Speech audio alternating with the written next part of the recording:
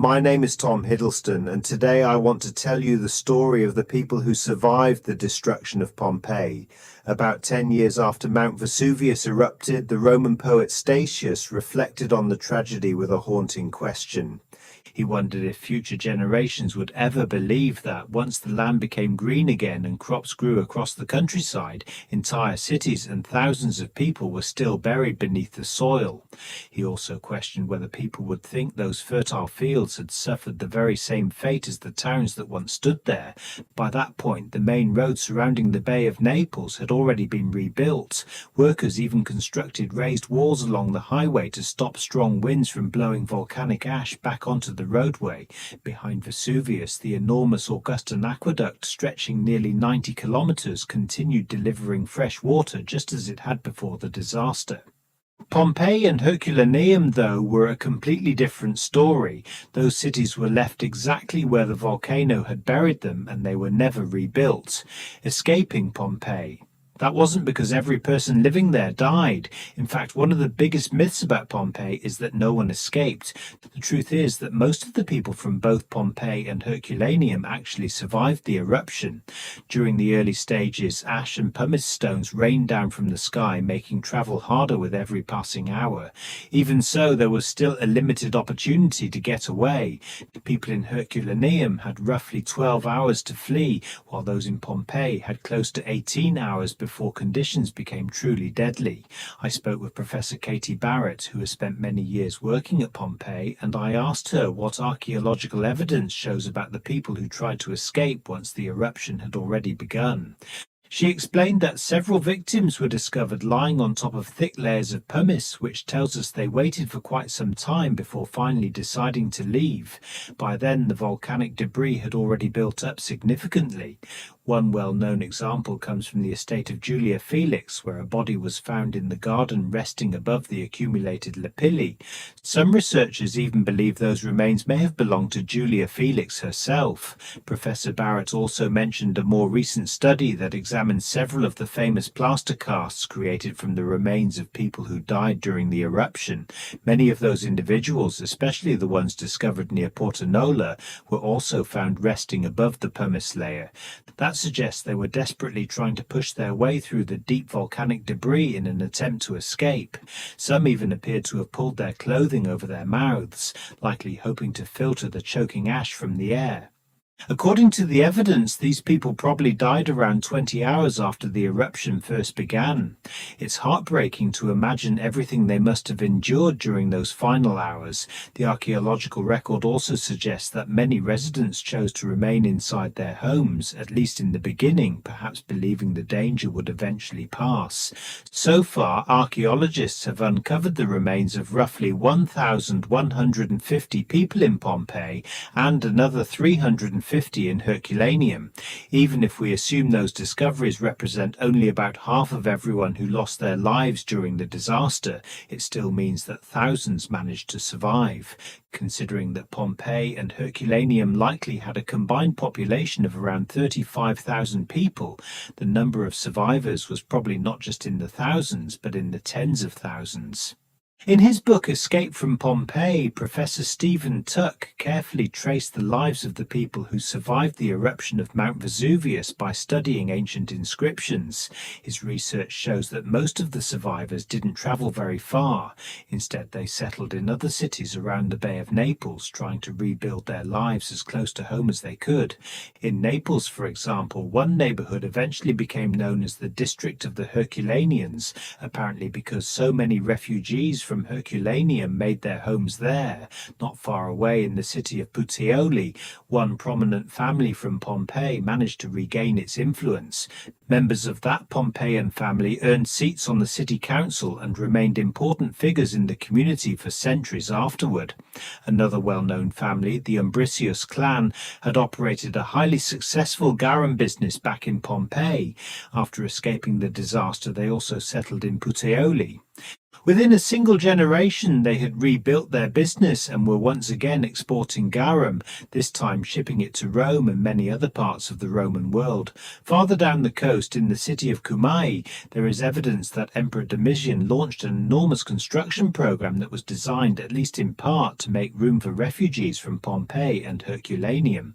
During this period, the city's forum and public baths were completely renovated. A new harbour was built, along with a large amphitheatre, giving the growing population the infrastructure it needed. Domitian also ordered the construction of the Via Domitiana, a major road that connected Cumae and Puteoli with the famous Via Appia. Remarkably, that road is still in use today. In his recent documentary, Pompeii Out of Time, I follow the stories of three people whose lives were forever changed by the eruption of Mount Vesuvius. The three people I focus on are a young boy named Avianius, a successful businesswoman named Julia Felix, and a Praetorian guardsman who happened to be in Herculaneum when the volcano erupted. Back when I was an undergraduate studying classics at Cambridge, I always believed Pompeii had been buried almost instantly beneath a massive wave of scorching ash, pumice, and volcanic rock. I had no idea that people actually had time, nearly an entire day or about 24 hours, between the start of the eruption and the moment the cities were finally overwhelmed. That window of time meant people could still make decisions. They could choose whether to stay or flee. It also meant that someone like a teenage boy named Avianius may have had a real chance to escape. We know quite a bit about Julia Felix. Historical evidence shows that she owned and operated a respectable public bathhouse known as the Balneum Venereum et Nongentum. Today we would probably compare it to a high-end spa where people came to relax and socialize. Archaeologists have found strong evidence that Julia evacuated her entire estate before the worst of the disaster struck. No bodies were discovered inside the property, which strongly suggests that everyone, including her workers, guests, clients, and even the animals, managed to get out safely. Julia herself, however, may have stayed behind. Near a shrine dedicated to the goddess Isis, archaeologists uncovered a necklace that many historians believe belonged to her, raising the possibility that she returned or never left in the first place. Then there's the mysterious Praetorian guardsman found at Herculaneum. Archaeologists recovered several military items alongside his remains, including a sword, an official military belt, and a pouch containing denarii. The amount of money matched almost exactly what a Praetorian guardsman would have been paid during that period. That naturally raises an interesting question. What was a member of Rome's elite imperial guard doing in Herculaneum on the day Vesuvius erupted? It isn't the kind of place you would normally expect to find one. Maybe he was there on official business, or maybe he was simply enjoying some time away from his duties. He could have been on leave, taking what we would call a little rest and relaxation. This is the point where the archaeological evidence comes to an end, and historians have to rely on careful interpretation and educated guesses. Even so, there's enough evidence for us to know these people were real, that they lived through those terrifying hours, and that, in many cases, we can make informed conclusions about whether they survived the eruption or ultimately lost their lives. The construction projects Domitian carried out around Cumae were probably a continuation of the relief efforts that had been started by his older brother and predecessor, Emperor Titus. In the immediate aftermath of the eruption, Titus appointed 2 senior commissioners to oversee the recovery operation. He also ordered that the property and assets of people who had died in the disaster should be used to help fund the rebuilding effort. Based on inscriptions discovered throughout the Bay of Naples, it appears that at least some of that money was spent repairing public buildings that had been damaged not only by the eruption itself, but also by the powerful earthquakes that struck the region beforehand. Pompeii, which was buried beneath a much shallower layer of volcanic material than Herculaneum, quickly became the focus of large-scale salvage operations. In the years and even decades after the eruption, people returned again and again to recover anything valuable they could find. The city's forum was stripped of its columns, the lead reservoirs from the water towers were removed, and marble decorations were taken from the suburban baths as well as many private homes. Near the entrance to one large Pompeian mansion that had been heavily tunneled into, archaeologists uncovered a simple message scratched into the wall that read, "House opened."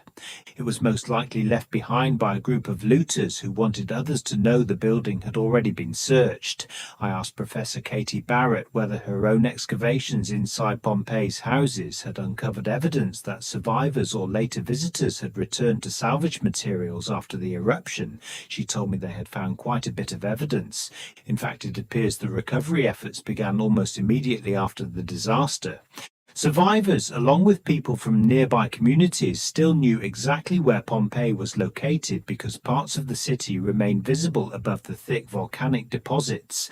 Archaeologists have found clear signs that people dug into the buried city almost right away to recover valuable objects, including statues that once stood in the forum. She also explained that the story didn't end there. Even later, during the Roman Empire itself, some parts of Pompeii seem to have been occupied once again. According to Professor Barrett, this has become one of the most exciting discoveries made by the archaeological park in recent years.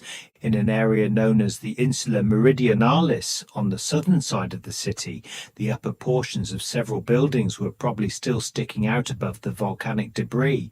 Evidence suggests that some of these spaces may have been reused as late as the 5th century AD. In other words, Pompeii's story didn't end in AD 79. The city continued to have a long and surprisingly active life long after the eruption. There's even a 12th century map of the Roman road network, believed to be copied from a much older map created during late antiquity, that still correctly marks the locations of Pompeii and the other cities destroyed by Vesuvius. The archaeological evidence also points to occasional digging during the Middle Ages and into the early modern period. Amadeo Maiuri, one of the archaeologists who excavated the gardens of Julia Felix's estate, reported finding what he believed were medieval burials resting above the volcanic ash. That tells us people never completely abandoned the area. Activity continued there for centuries. Professor Barrett's own excavation team works at a site known as the House of Queen Caroline, where she serves as one of the project's directors. One of the biggest questions her team constantly faces is determining when signs of disturbance actually occurred. Were they made by ancient Romans before or shortly after the eruption, or were they created much later by treasure hunters, early excavators, or archaeologists? She gave one example involving several rooms that once featured beautiful, richly decorated marble floors. Those floors are now missing. The challenge is figuring out why. Were the marble slabs removed by Romans who had begun repairing or renovating the house before the eruption suddenly interrupted their work? Or were they taken centuries later during early modern excavations or 19th century archaeological digs? Professor Barrett explained that distinguishing between those possibilities isn't always easy. Even though archaeologists have several techniques that can help identify the different periods of activity, separating ancient disturbances from later ones can still be an incredibly difficult task. Even though Pompeii was never officially rebuilt, a small number of people eventually returned and settled in certain parts of the city. As Professor Katie Barrett mentioned earlier, recent excavations in the area known as the Insula Meridionalis have uncovered evidence of a small shantytown that developed after the eruption.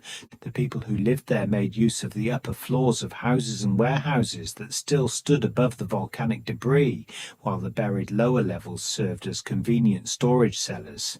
Just outside the city, archaeologists have also discovered signs that people returned to occupy a bath complex and several seaside villas after the eruption.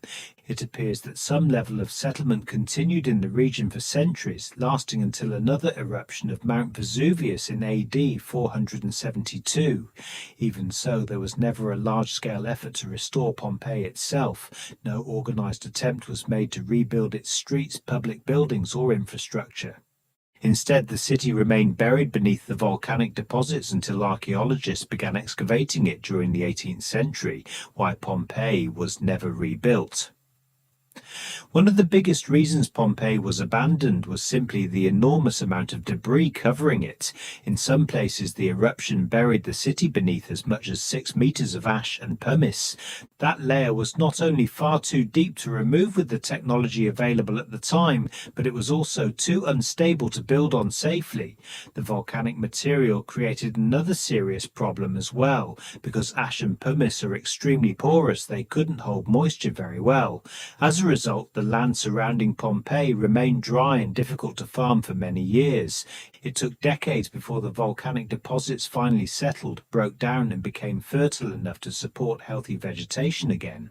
Even if Roman officials had wanted to rebuild the city despite those enormous challenges, Mount Vesuvius itself gave them little reason to try. The volcano didn't simply erupt once and then fall silent. Historical sources suggest it remained active for many years afterward. The poet Statius wrote about continued eruptions in his own lifetime. Around a century later, the physician Galen mentioned that Vesuvius regularly sent clouds of ash into the sky. The Roman historian Cassius Dio even recorded another eruption in AD 203 that was powerful enough for its roar to be heard all the way in Capua. With the volcano continuing to show signs of life, rebuilding Pompeii must have seemed like an incredibly risky decision. There was also a practical reason not to reconstruct the city. From both a political and an economic standpoint, it simply made more sense for the Roman government to relocate the survivors to nearby communities rather than spend enormous resources trying to recover a city buried beneath meters of volcanic debris. Repairing and expanding neighboring towns proved to be a much easier solution. A generation after the eruption, the Greek writer Plutarch claimed that the exact locations of Pompeii and Herculaneum had already been forgotten. As we've seen, that wasn't really true. But by the time Plutarch was writing, the site of Pompeii was likely scattered with small excavation pits where people searched for valuables, along with clusters of homes surrounded by gardens growing in the increasingly fertile volcanic soil. The city was never truly lost, not even during the Middle Ages. In fact, one inscription taken from Pompeii was reused in the construction of a nearby church, showing that local people still knew where the ancient city lay. When the great excavations of the 18th century finally began, they didn't reveal the existence of Pompeii to the people who lived nearby. Instead, they introduced the rest of the world to something the local population had understood for generations, that an entire Roman city had been waiting quietly beneath the ground all along. What really amazes me is how much my own understanding of Pompeii has changed. For years, I honestly believed that no one survived the eruption. That's what I'd always imagined, but learning that so many people actually escaped has completely changed the way I think about the city. It also makes me think about a much bigger question. What truly defines a place? Is it the buildings and streets, or is it the people who call it home? Once I realized that thousands of Pompeii's residents survived, I started seeing the city's legacy in a completely different light. Those survivors didn't simply disappear. They settled in nearby towns, rebuilt their lives, raised new families, and continued many of the traditions they had grown up with. They carried their customs, beliefs, values, and everyday routines with them. In a very real sense, part of Pompeii continued to live on through the people who escaped. If every resident had died alongside the city, Pompeii would stand as nothing more than a perfectly preserved snapshot of one tragic moment in history. But I don't see it that way anymore. Now I find myself wondering how many ordinary traditions, family rituals, and daily habits survived because the people themselves survived and passed those things on to future generations. It's actually not that different from what we see in the modern world. Whenever a natural disaster forces people to leave their homes, the survivors become refugees, but they don't abandon their culture, their traditions, or the values they've lived by. They carry those things with them wherever they go. In a new place, they adapt, rebuild, and give new life to the customs that shaped who they are. I believe the survivors of Pompeii probably did exactly the same thing. If you'd like to hear my complete interview with Tom Hiddleston, be sure to check out the Told in Stone Patreon, which you'll find linked below. Next spring, I'll be exploring the incredible Roman ruins of Tunisia, including Carthage, Duga, and many other fascinating archaeological sites. If you'd like to see the full itinerary, you'll find a link in the description. There's also a link for my May 2027 tour of Jordan, where we'll visit amazing places like Jerash, Roman frontier forts, Crusader castles, and of course, the breathtaking city of Petra. And before you go, I'd really appreciate it if you checked out my other channels, Scenic Routes to the Past and Told in Stone Footnotes. As always, thank you so much for watching.